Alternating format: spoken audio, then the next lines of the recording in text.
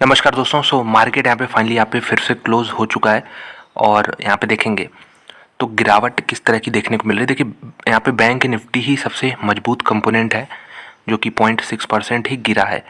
मतलब नेगेटिव में भी गिरा है, लेकिन मैं कह रहा हूँ सबसे मजबूत है। तो आप समझ जाइए क्या हाल रहा है यहाँ पे।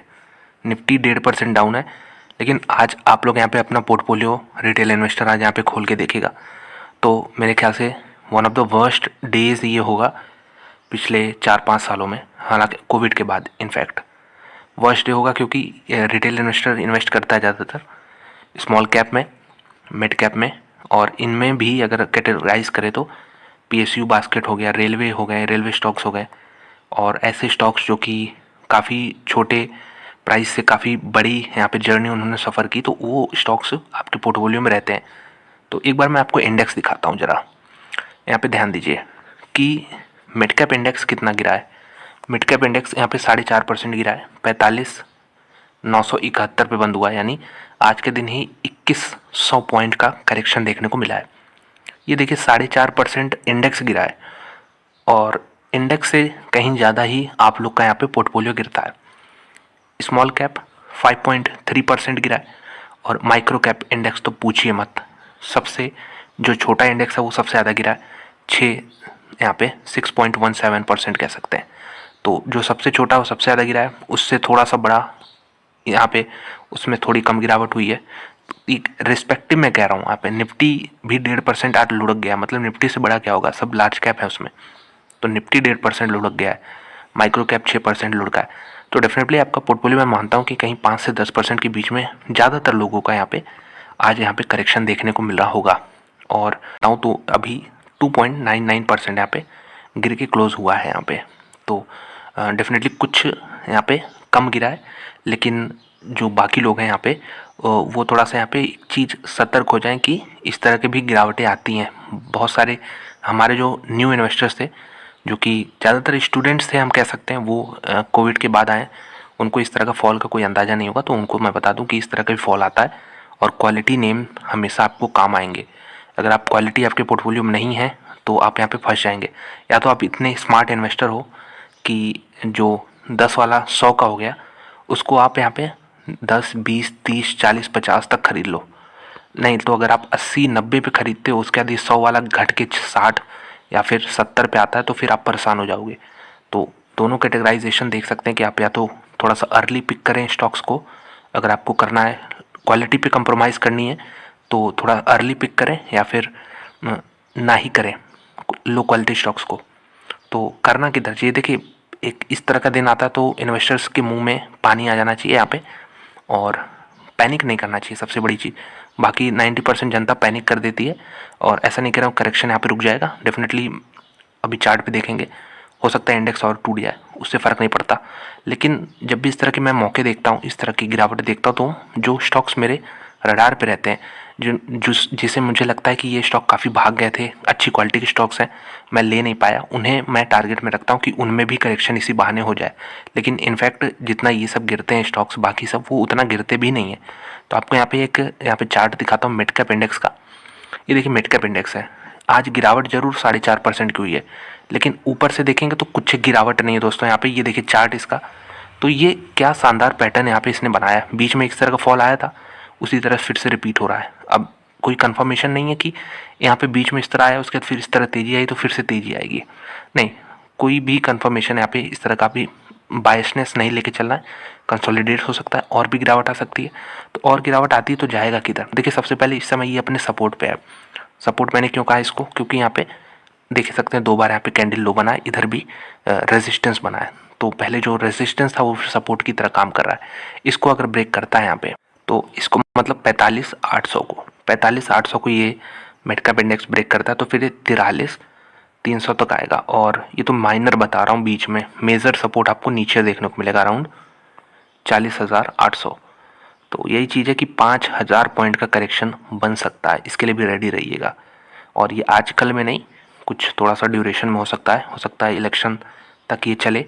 तो हर चीज़ के लिए तैयार रहना है। ऐसा नहीं कोई प्रेडिक्ट कर रहा हूँ कि यहाँ पे 4,000 पे आ जाएगा, लेकिन आएगा तो वहाँ पे पैसा रेडी रखना है, ये मेन इंपॉर्टेंट चीज़ है। ऐसा ना हो कि नीचे आए फिर पैसा ही ना हो और यहाँ पे फ़ायदा ना उठा पाए। तो ये चीज़ आप देख सकते हैं। निफ्टी में कुछ देखने का मतलब नहीं, निफ्टी तो गिरा भी नहीं है। सबसे स्ट्रॉन्ग इंडेक्स इस समय बैंक निफ्टी है। स्मॉल कैप भी आपको दिखा दूँ, स्मॉल कैप में ज़्यादा गिरावट हुई है और इसमें जो सपोर्ट बन रहा है वो अराउंड 14,000 का आप नेट फिगर मान लीजिए, तो 300 पॉइंट अभी नीचे है।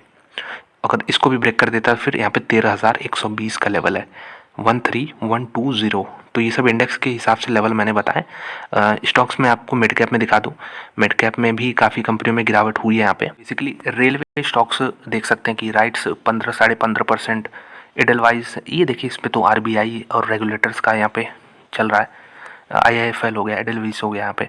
यहाँ पे एनएमडीसी स्टील 12% टूट गया है। बीईएमएल जो कि रेलवे स्टॉक्स की कैटेगरी में आप डाल सकते थे इसे भी, ये गिरा है। प्रीवी स्पेशलिटी केमिकल्स 11% तो ऑलरेडी जो स्टॉक्स नहीं चले हैं, मैं दिखाऊँ ये इसका चार्ट देखिए।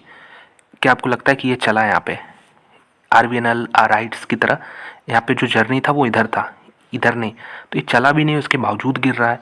तो ये होते हैं कचड़े स्टॉक्स, इसको थोड़ा सा दूर रखना चाहिए। और अगर आप बात करें तो जैसे ये आईटीआई कंपनी देखिए, पीएसयू कंपनी है, ये कितना शार्प रनअप इसमें देखने को मिला, तो ये करेक्शन भी दे रहा है। तो ये चीज़ आपको यहाँ पे डिफ्रेंशिएट करना आना चाहिए कि जो स्टॉक चले भी नहीं हैं और गिर भी रहे हैं तो वो उनसे दूर ही रहिए आप। और जो क्वालिटी स्टॉक्स हैं जो चले हैं, ज़रूरी नहीं कि पीएसयू में सब कचड़ा ही हो गया, क्वालिटी पीएसयूज भी होते हैं, तो चले हैं, करेक्शन दे रहे हैं, उसमें मौका ढूंढिए सपोर्ट पे। एनआईटीज यहाँ पे दिखा दें कि ये भी देखिए चला नहीं है लेकिन गिर रहा है। रेन इंडस्ट्रीज़ में मैंने बताया था मंथली मैगडी ब्रेकआउट हुआ है और अभी भी ये लेवल होल्ड करेगा जब तक 140 ब्रीच नहीं होता क्लोजिंग बेसिस पे। तो बिल्कुल इसमें भी मौका बन सकता है। स्विंग ट्रेडिंग के हिसाब से बता रहा हूँ, लॉन्ग टर्म इन्वेस्टमेंट की कंपनी बिल्कुल भी नहीं है। इसके अलावा देख सकते हैं नेशनल एल्यूमिनियम, नाल्को हो गया, टेनला हो गया, तो ये 10% तो आम बात हो गई यहाँ पे। कितना यहाँ पे ज़्यादा गिरावट हुई। थोड़ा सा स्मॉल कैप सेक्टर में भी आपको थोड़ा विजिट करा दूँ। आईपीएल देखिए, आईपीएल में मुझे कुछ खास न्यूज़ नहीं दिखी और ये स्टॉक जो है कितना यहाँ पे करेक्शन, अभी देखिए ये 8 फरवरी को इसका भाव था 431 रुपये, आज ऑलमोस्ट यहाँ पे 250 हो चुका है। तो कोई बिना किसी न्यूज़ के, हालांकि ये जो अर्निंग्स आए थे क्वार्टरली अर्निंग्स मैंने बताया था काफ़ी ख़राब है, उसके बावजूद ये भागा पता नहीं कैसे, ये चीज़ नहीं समझ आया। और इसमें काफ़ी ख़राब नंबर आए थे, तो हो सकता है वही कैचअप प्ले हो रहा हो। और कंपनी मेरे ख्याल से सॉलिड कंपनी है, लेकिन इस समय इनके लिए टाइम अच्छा नहीं चल रहा है। इनके लिए क्या, एग्रोकेमिकल में किसी के लिए नहीं चल रहा। सबसे बड़ी दिग्गज कंपनी यूपीएल की इस हालत में देख सकते हैं। तो बेसिकली सेक्टर को अभी थोड़ा सा साइडवेज है और नेगेटिव है, तो यहाँ पे इग्नोर कर सकते हैं। लेकिन आईपीएल में क्या शार्प करेक्शन देखने को मिला है, एग्जैक्ट 360 से लेके 250 यानी 100 पॉइंट का करेक्शन कुछ ही दिनों में। इसके अलावा देखिए रेलटेल कंपनी 20% का सर्किट लग गया इसमें। तो ये आपको सिर्फ विजिट करा रहा हूँ कि ये सब कंपनियाँ देखिए आज गिरी हैं। पैसालो डिजिटल छोटी कंपनी, एस, हाँ एस में लोगों का ध्यान रहता है।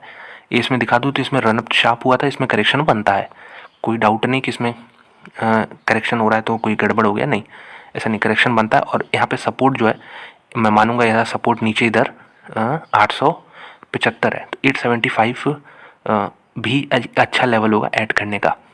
उम्मीद करते हैं यहाँ तक आएगी कंपनी। और इसके ऊपर देखें तो एक माइनस है 940 का। और रनअप देखें दोस्तों कितना शार्प हुआ है यहाँ पे। अगर हम 2022 का ही स्टार्टिंग ही देख लें तो यहाँ पे ये 225-220 पे था, तो 5-6 गुना तो वहीं से हो गया है। इसके अलावा देखिए स्वान एनर्जी, ये काफ़ी रिटेल फोकस्ड कंपनी, ये भी देखिए चली है, गिरी है यहाँ पे। तो ये कुछ स्टॉक्स हैं, दिखा सकते हैं यहाँ पे।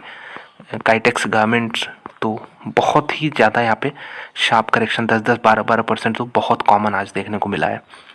और इसमें थोड़ी सी अच्छी कंपनियाँ आप ढूंढिए। अगर मैं आपको दिखाऊं कि आज यहाँ पे स्मॉल कैप सेक्टर में अगर मैं दिखाऊं, ये देखिए इतना नीचे आ गया, अभी 7-7%, 6-6% की करेक्शन है। कौन से स्टॉक्स थोड़े से ग्रीन रहे? लार्ज कैप में सब मुझे मालूम है, आईटीसी ब्लॉक डील हुई, तो इसमें देखिए जेट एयरवेज बंद पड़ी कंपनी, ये अभी भी नहीं सुधर रहे हैं। जो ऑपरेटर्स हैं, रिटेलर्स जो भी कर रहे हैं, 5% ये अभी भी ऊपर है, तो ये भी गिरेगी एक दिन ऐसे। फ्यूचर रिटेल तो मतलब कचड़े वाले स्टॉक। एस्टेक लाइफ साइंसेज ठीक है, एवरेज है। और ये सब कुछ कंपनियां जो कि पॉजिटिव रही, गिन के 4-5 कंपनियां यहाँ पे पॉजिटिव में रही हैं। लार्ज कैप में आपको बताई दिया कि अडानी, यहाँ पे अडानी ग्रुप के स्टॉक्स में पिटाई हुई है, 9-9, 10-10% गिरे हैं। वोडाफोन आइडिया, ये सब कुछ कंपनियां हैं। तो थोड़ा सा क्वालिटी पे फोकस करिए। ये समय डरने का नहीं है, ये समय सीखने का है। जो कि नए इन्वेस्टर्स हैं, 3-4 साल पहले आए हैं, स्टूडेंट जनरली, उनको सीखने का है। और ये थोड़ा सा फोकस में करिए कि कहाँ पे पैसा बनेगा आगे चल के। अब जहाँ बन चुका वहाँ से कोई मतलब नहीं है, उसको चेस करने का, दौड़ने के पीछे उसके कोई फ़ायदा नहीं है। ऑलरेडी आगे फोकस करिए कि कहाँ पे पैसा बनेगा।